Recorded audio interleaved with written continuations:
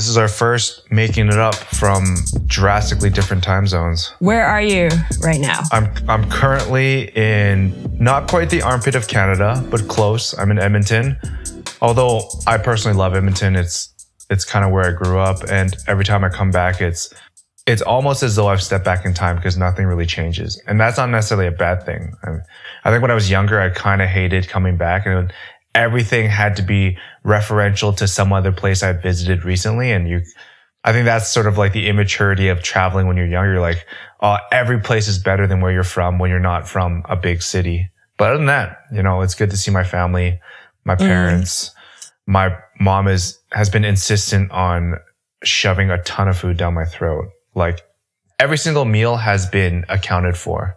So while you were making coffee back in Hong Kong, yeah, I had to pop down real quick for a 15-minute meal where she made meatloaf and she steamed like a crab she picked up today.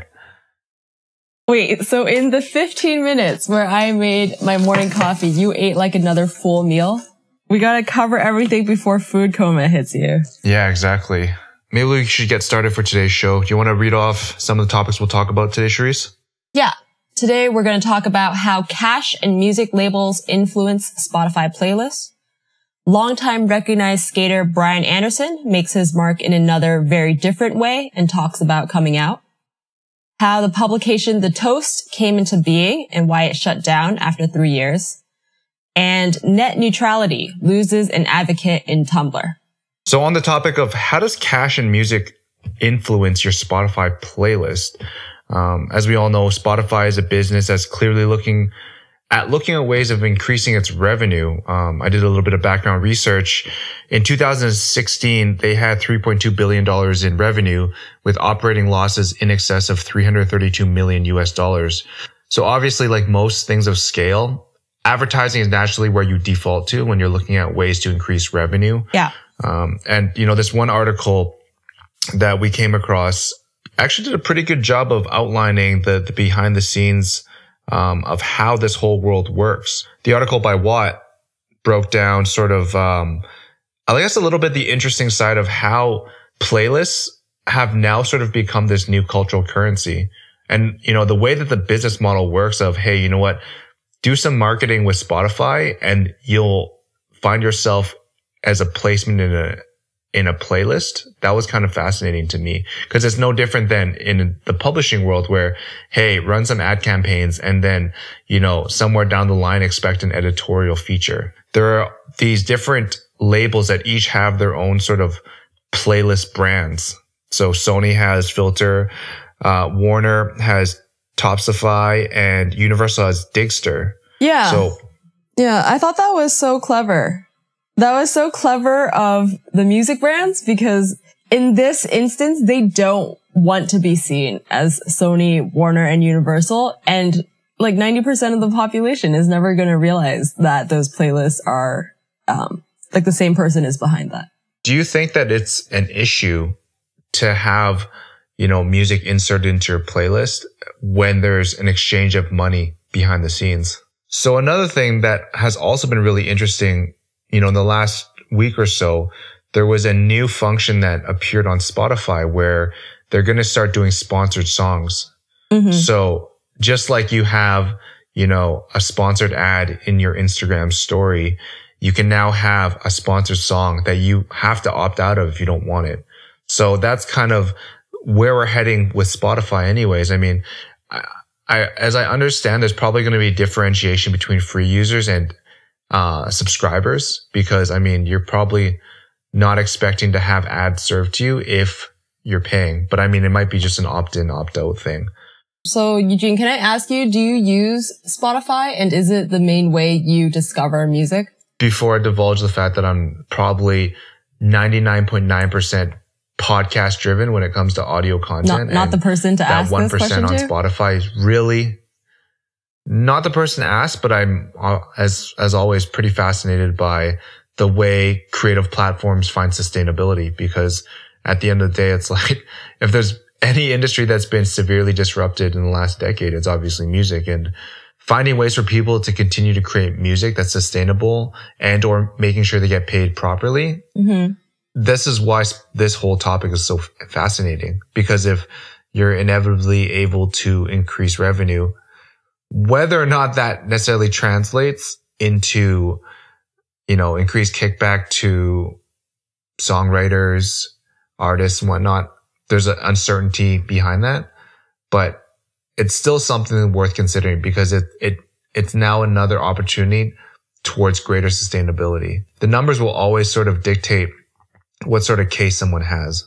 So, okay. Well, first of all, I think we do have to, even though I know you probably listen to less music than I do or the rest of the team does, I think it's important to talk about how people listen to music when talking about this issue, because it's not just like about advertising, right? It's also about how Spotify and the end users interact, like the people who listen to the music.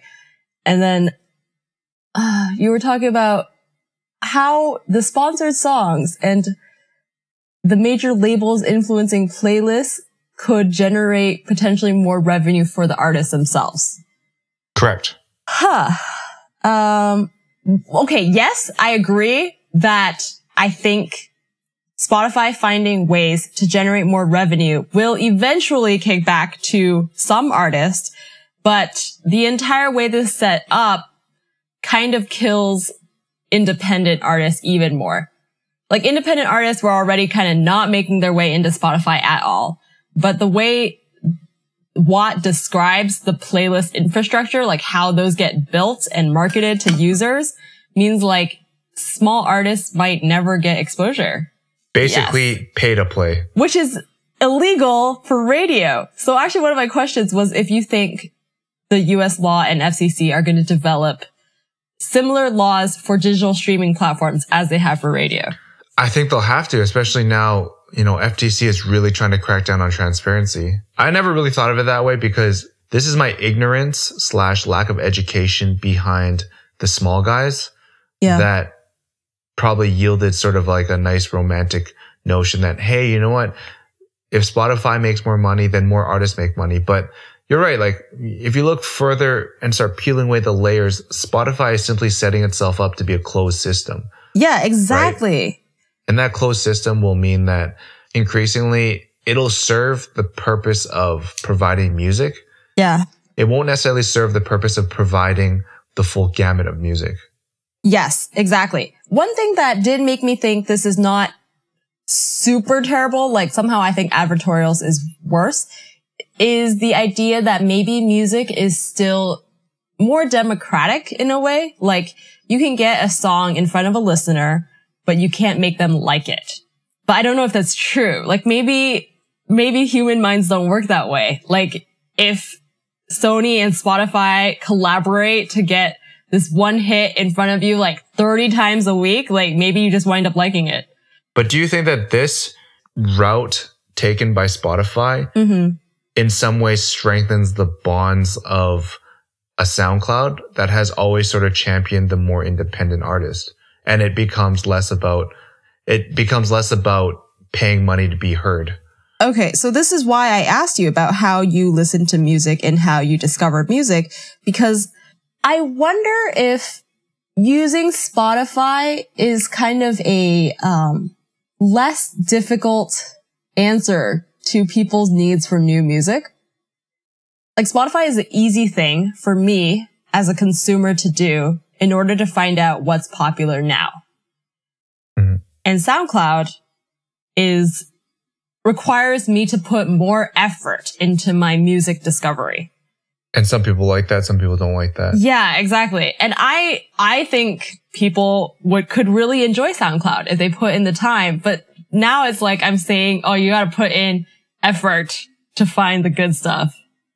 And I guess ideally it would be where Spotify naturally promoted songs from the bottom up, like gave the little guys a chance to rise in the charts if like their song was actually good. But the way it's set up, that never happens. How important is it for you to know that something has been placed in front of you, not because of merit, but because of dollars? Okay, but I mean, I guess I would like that transparency. But also when it comes to music, I feel like they're also only going to promote things they think would be popular anyway, right? Do you know who a current hit artist is, Eugene? Just name a current hit artist. Like, I don't know, the Migos. Okay, Migos. I like how hesitant I was. I was like, oh my God, this is a chance I might get put on blast. So I did put you on the spot there to come up with an example, but just to save my own skin. Okay, so Migos. Do you think the sudden rise in popularity of Migos was purely organic? No, I don't think so. There's definitely powers at play behind the scenes that ensure they're getting visibility. So do you feel bad about that? As in, do I feel I'm cheated? Do I feel as though do you feel like you were deceived somehow? I'm trying to think of how I view the classification of music as a consumer good relative to other things. Right. You know, I think there's something very different about music where if you've actually asked a really interesting question, because as I think about it, I personally I'll always be probably 5 steps behind in terms of just looking at other people's interaction and how they react to it. And there is part of it that, to be very honest, it's probably part a bet by some, you know, whether it's an industry label, but also the fact that quote unquote product is relevant, right? To get to the size and to get to the level of engagement they've achieved, it's because they've struck a chord with the current quote unquote market. Yeah. So I actually think that it's not as easy as like, hey, let me put this in front of everybody, because that doesn't always work.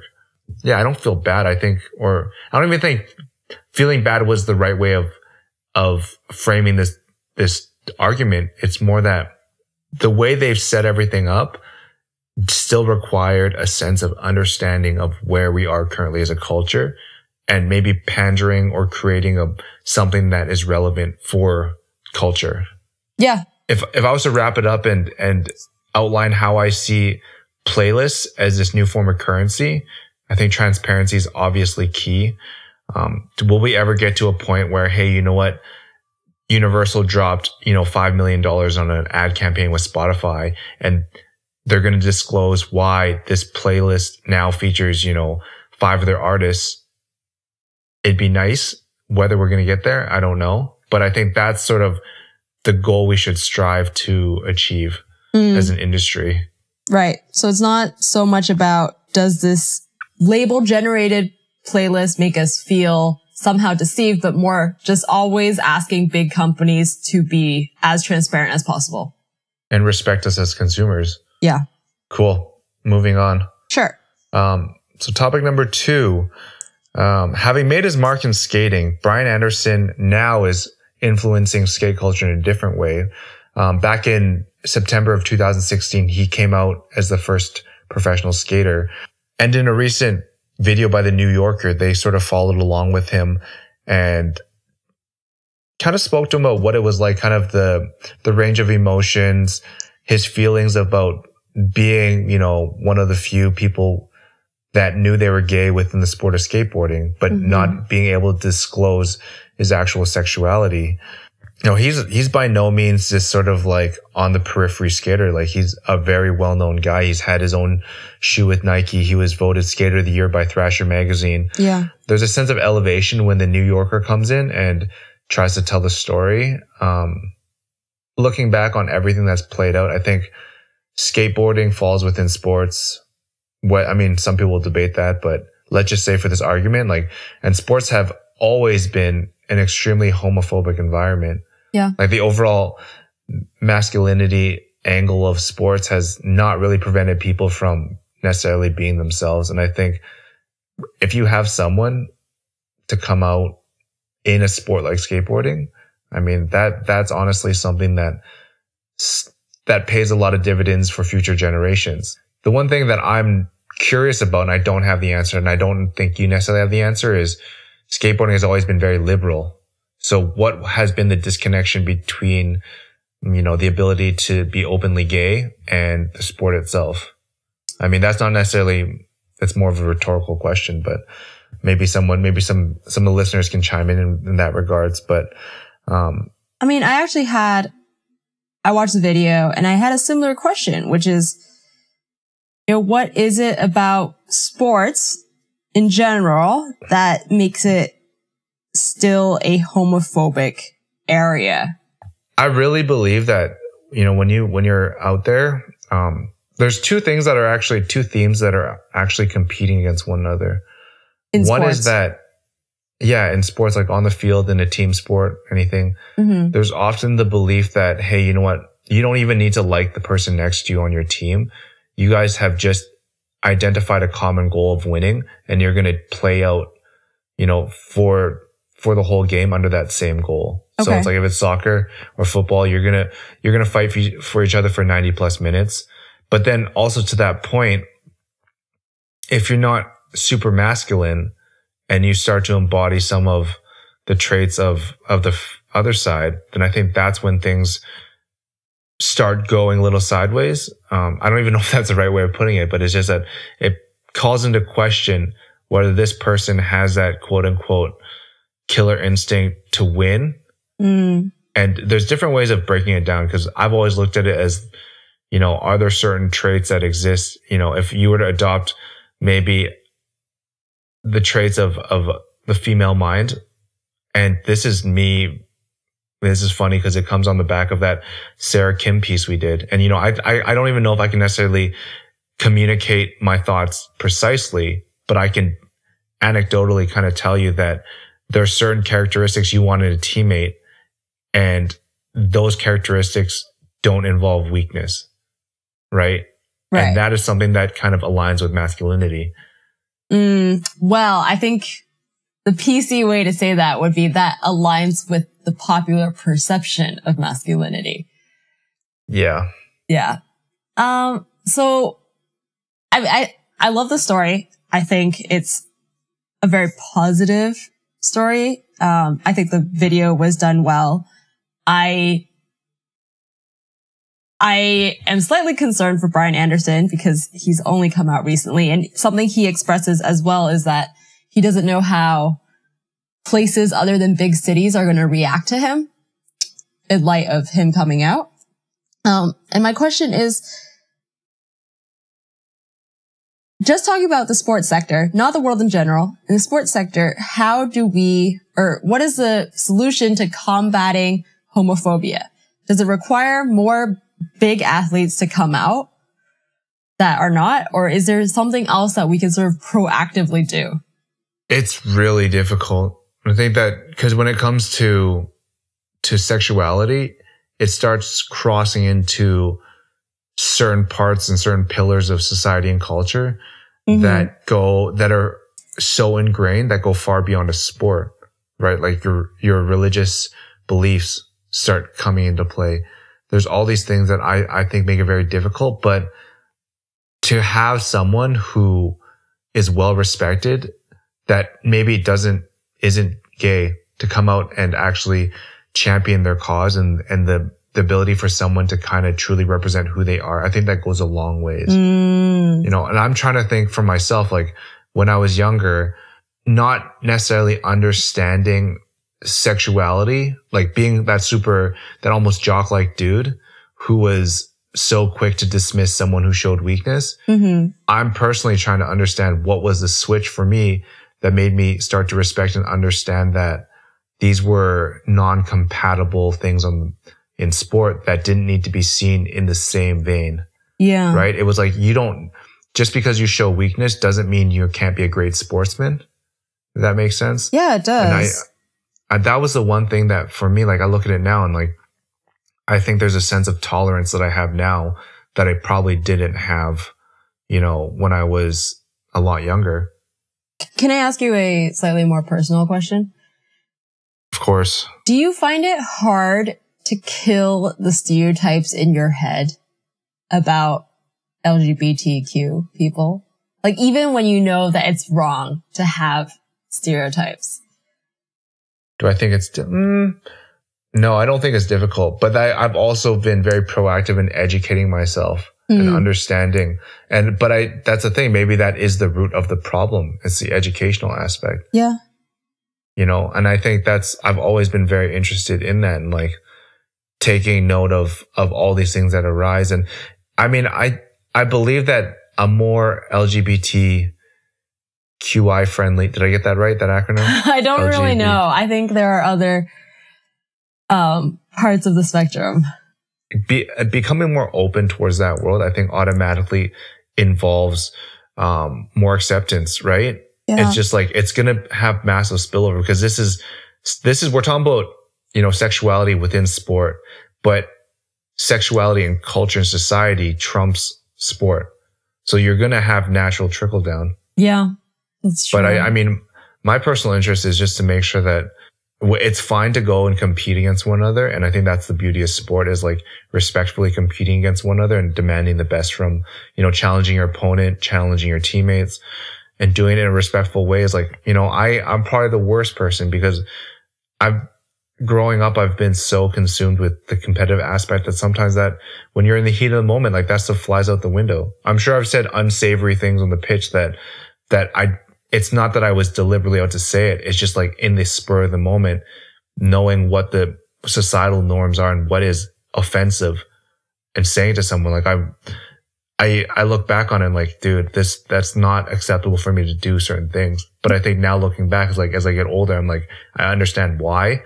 And I would love to use that opportunity if it ever arose to see if anyone ever got in that situation. I think it's like an opportunity to educate them.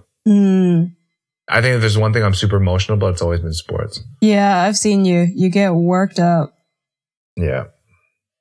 Well, that's a good place to move on to the next one. Revealing your weaknesses. Yeah. Moving on. Okay. Yeah. This is all you, Sharice. This is something that I really enjoyed. Like, this is, I know you submitted this to the reading list, and it was good to see someone else's sort of interests transpire and just kind of understand, you know, something that obviously was very impactful to not only you, but a lot of women. Yeah. And just see what it's all about.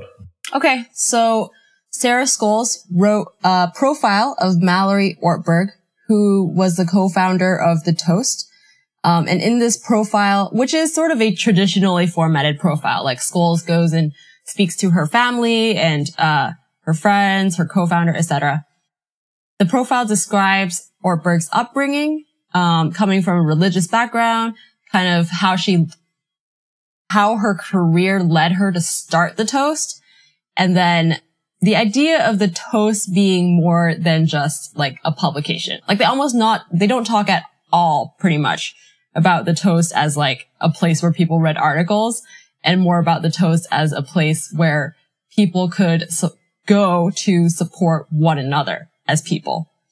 And one of the things that I found the article really enlightening to myself, but the reason I shared it specifically with you and MAEKAN people, is because they say, you know, The Toast was not this easily defined idea, right? And one of the co-founders says, we were really bad at elevator pitching it. It's always been just the set of things Mallory or I thought were funny or good. And this reminded me of MAEKAN. I don't know if you had a similar feeling reading it, but if someone who has no experience with The Toast reads this profile, they're not going to get really a better understanding of what The Toast is. Yeah, after reading it, I was pretty fascinated. I'm like, what is this? And the one thing that stuck out to me was having Hillary Clinton sort of, you know, sign off the site in its closing moments. And when I looked at it, I think I was kind of interested for several reasons. Like, I actually came up with a bunch of questions on my own. I was like, okay, first and foremost, what impact do you think The Toast had on you, Sharice? So, to be totally honest, I was not like a toasty, right?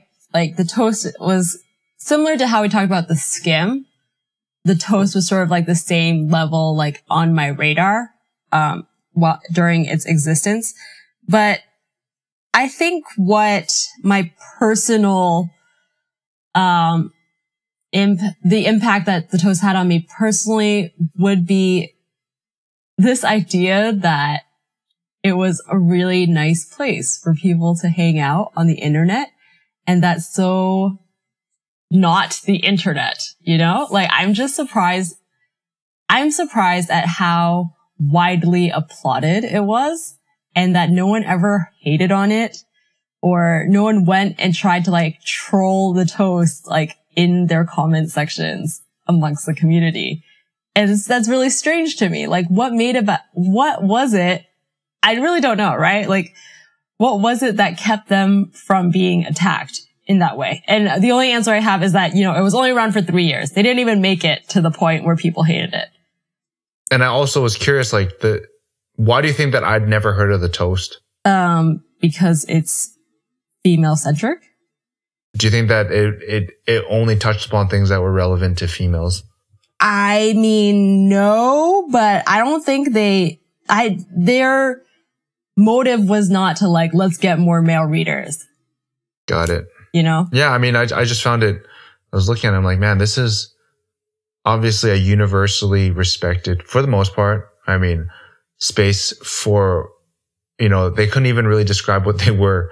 I think they used a bunch of like aloof terms. I'm like, what is this? But, I kind of knew it was like based around literature, but I always find these things fascinating because when something's successful and people kind of walk away, I think that's incredibly respectable when, you could just drag it on. Like, people want you to continue on, but you personally, right, in some ways, it's almost, you're kind of being selfish too, because you're providing value to this massive community, but you're like, no, I'm over it.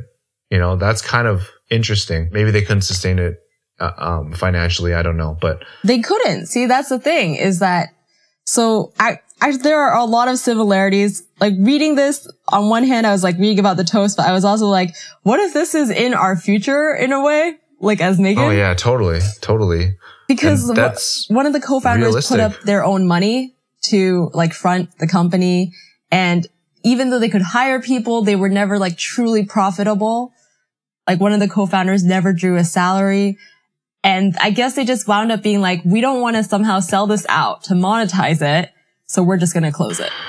I don't know if I necessarily feel I'm in such dire straits, but then, I think that it's always the reality. I mean, 3 years is generally that right around that time. If you make it past 3, then you've sort of bucked a trend. But if you don't make it past 3, you kind of join the massive list of startups, especially media startups that never made it. What's also really interesting about this piece is the idea that the Toasties, like what they call the people who read the Toast avidly, still have a currently existing community. And yeah, I love that idea. Even though the Toast isn't around, I love that they were able to draw this crowd of people that still wants to hang out with each other. Should we move on to the last topic? Sure. Our last topic is net neutrality, losing an advocate in Tumblr. So the history of Tumblr is that the CEO and founder, David Karp, has often been quite outspoken, publicly outspoken in defense of net neutrality. And just to take one step back, net neutrality is the belief that the internet should be open and equal, regardless of what the content is. Okay. So that like an internet provider cannot throttle your service for any specific content. Back to Tumblr. Since Verizon purchased Tumblr, it's prevented, well, we conjecture that it's prevented David from speaking on the matter publicly. So be totally upfront. Like The Verge, they interview people who used to work at Tumblr, currently work at Tumblr, like anonymously.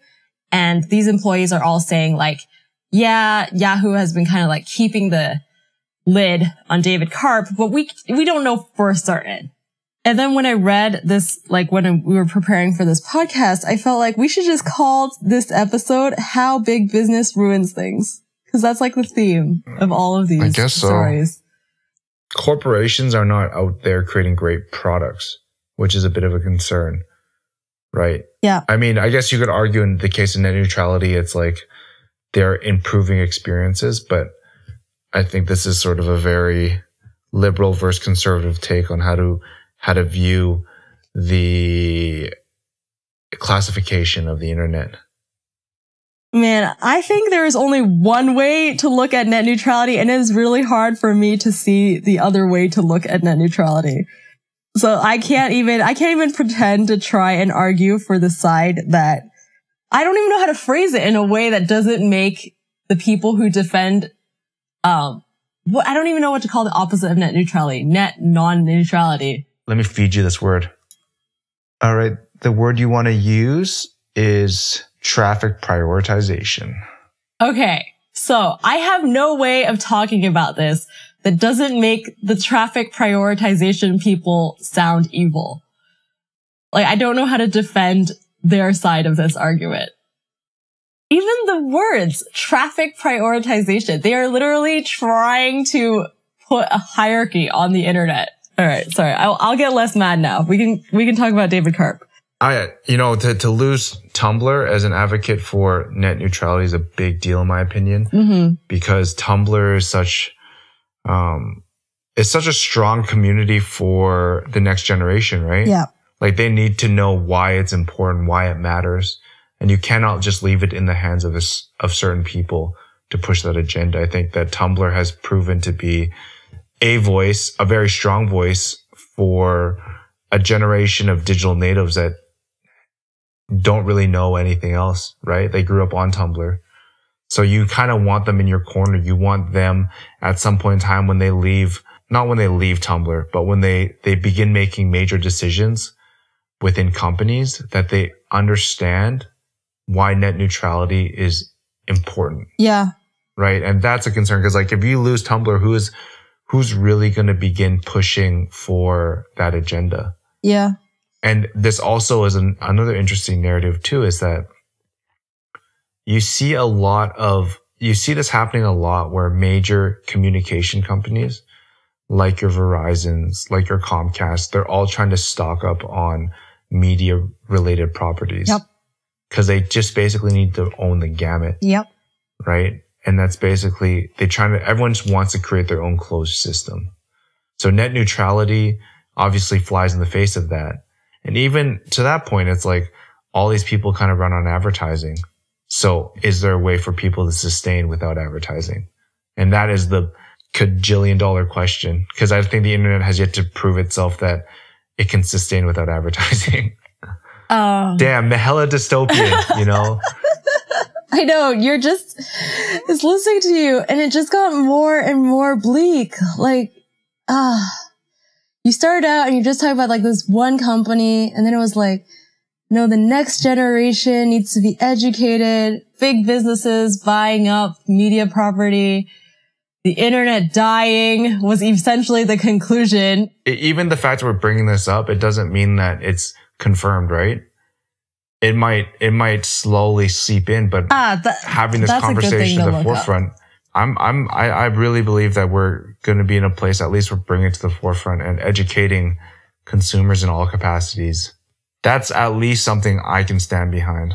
You know, I mean, okay. In this current state, I can't say that you have tens of thousands of people listening to this podcast, but it would be great at some point in time if you could activate a community of people who are all interested and have a stake in the future of, you know, this global culture society and obviously digital culture to feel as though this needs to happen. I feel like my question to you / in this podcast is always, okay, we have identified this problem.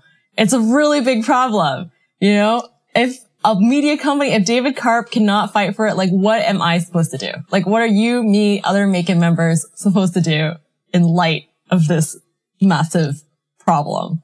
All I've got is the bit that you were saying about educating young people. If I just try to tell as many people as possible about net neutrality, I'm not even going to tell them like what to do about it. I'm just going to tell them that this exists. Then that's like my 2 cents I can pitch in. Contextualized education is important. It's like, it's one thing to tell people, oh, net neutrality is important, but how do you spin it in a way that's relevant to their lives so it actually hits home?